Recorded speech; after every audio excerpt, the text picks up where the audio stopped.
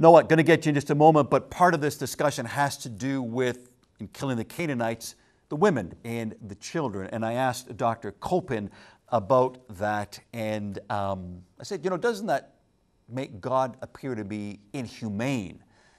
And he had a comment about that. So let's listen to what he has to say, and we'll get back to take more calls. Well, this is a debated issue. There are a number of scholars who will say, even though man and woman, young and old, and so forth, that is being used, that is simply a stereotypical language that is being used.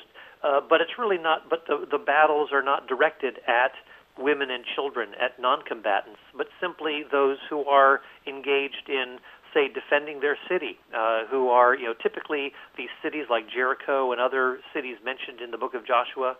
These are military citadels. These are fortresses. This is, in a sense, the first line of defense.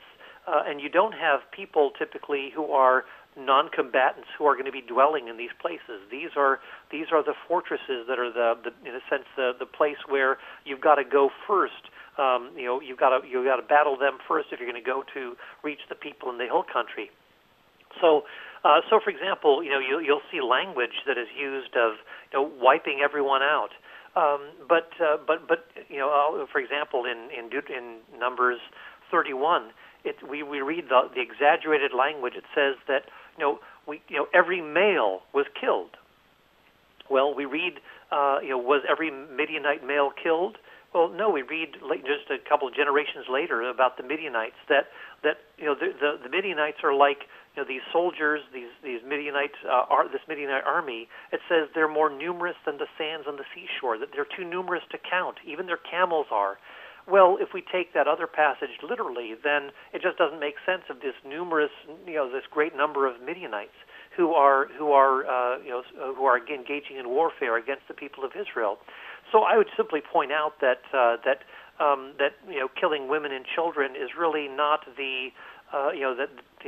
you read other warfare texts, that it's really directed toward the combatants rather than to non-combatants. And so I'd encourage people to take a look at the book that I've authored, Is God a Moral Monster?, in which I cover some of these things. And I would encourage you to get a hold of Dr. Copan's book, because he does go into great detail on it. And he sort of mentions this term when he talks about all. It is the word stock expressions of totality. But his argument is when it does say go in and annihilate all, those areas, points of attack were areas that were military. Now again, we have to remember regarding the women. The children, again, it's a tough one.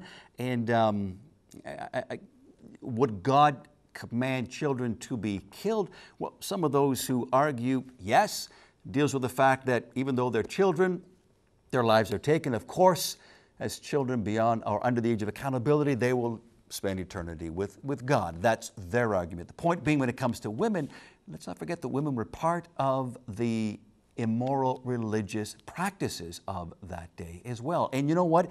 This isn't something that was kind of done in the homes or in a few buildings here and there. This was widespread in their society, in their culture. It was everywhere.